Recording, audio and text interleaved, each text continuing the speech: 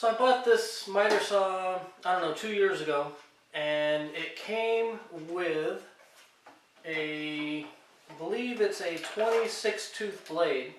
And I've been cutting 2x4s and everything with it for a couple of years, and it's been doing fine.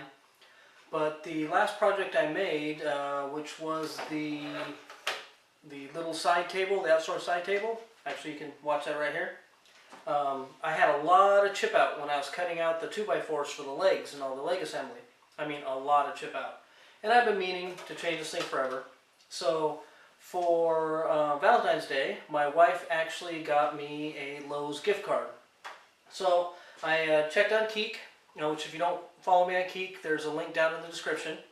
I checked on Keek and asked, hey, how many tooth blades should I get for this thing? And the general consensus is at least a 60 tooth crosscut blade. And I think Steve Carmichael said that he had an 80 tooth. So that's good enough for me. So everybody recommended either getting a 60 tooth or an 80 tooth and make sure it says crosscut on it. So I initially got a 60 tooth DeWalt and it looked good, but I was figuring, well, you know what, for 15-20 bucks more I can go get an 80 tooth. So I brought it back and I went ahead and got this Irwin. I honestly don't know if this is a good blade, but it's the only 80 tooth blade they had that actually said crosscut on it. So I went ahead and got this one. And broke out the owner's manual, double checked it, and this thing does come apart like I think it does. So watch me change my blade. So my wife is a big fan of seen on TV stuff. And she saw this thing on TV, and then I think she was at Bed Bath & Beyond and saw it there, so she grabbed it. When it comes to packaging like this is like one of the most awesome tools in the world.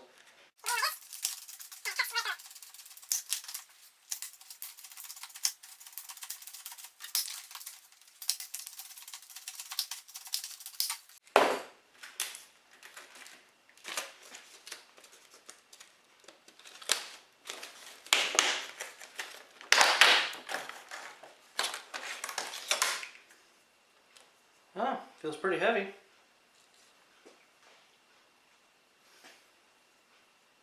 "10-inch, ultra smooth, cross-cutting, 80 teeth.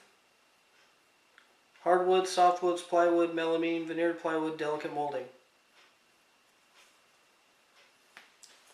And it has all the nifty neat little curly Q relief heat things instead of just the big cutouts. So for everything I've read and seen on the internet, these are the better ones. And I think it was $54.95, so I don't know, it's 58, 60 bucks by the time I was done.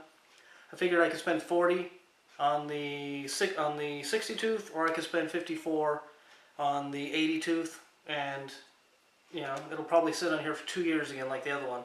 So I figured might as well get the better blade.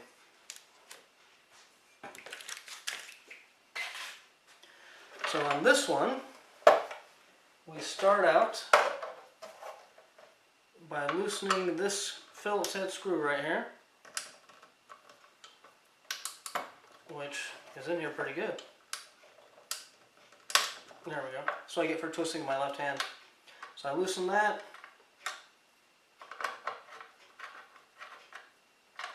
And that drops down.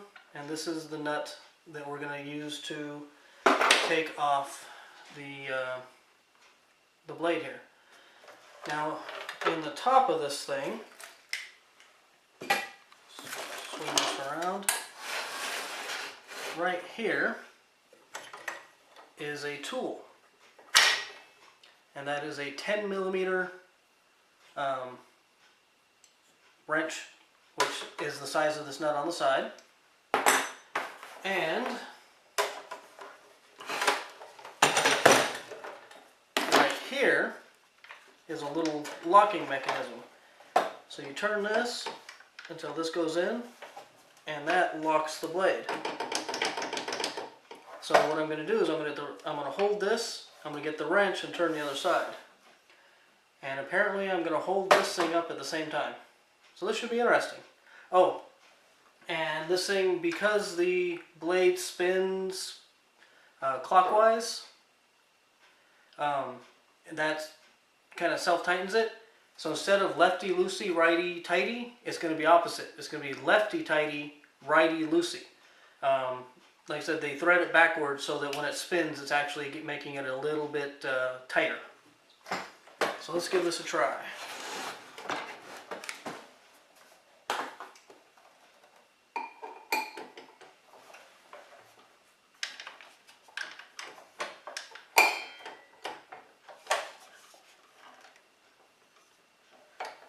There we go.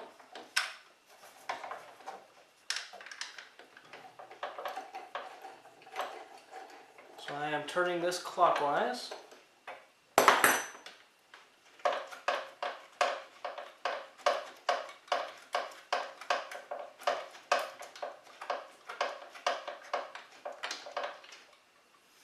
So it came off right there.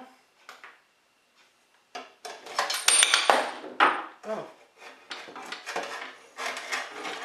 There's a nut that comes off too. Just like on my table saw.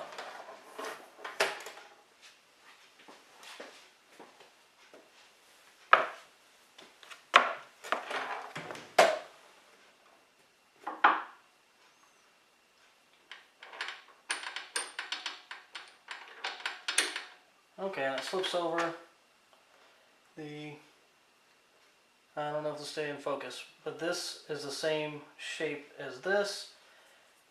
Sawdust is on the outside, so I'm going to put that back to the outside. Get the new blade.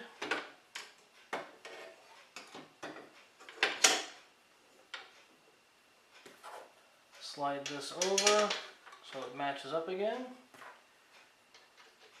Put this in. I'm turning this left to tighten it in, which feels totally weird.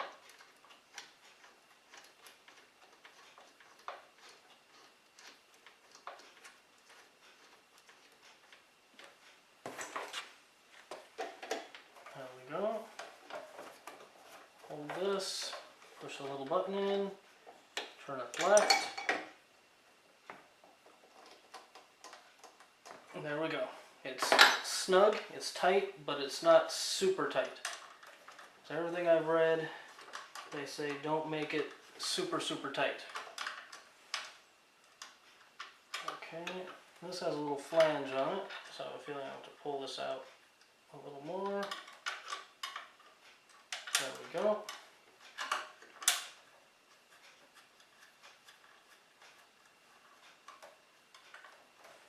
And this time, I'll use my right hand instead of my left. And there we go. So that wasn't too bad. I'd say it took me 7-8 minutes total, and most of that was me talking. But definitely many more teeth than this one that came with it. This thing's been a workhorse. I mean, it's definitely, I've cut a lot of wood with this thing, but it's definitely time to replace it. And I would like to thank everybody on Keek for their good advice, and you know, all the regular stuff. Like, subscribe, Facebook, www.funwithwoodworking.com, and thanks for watching. I'll see you next time.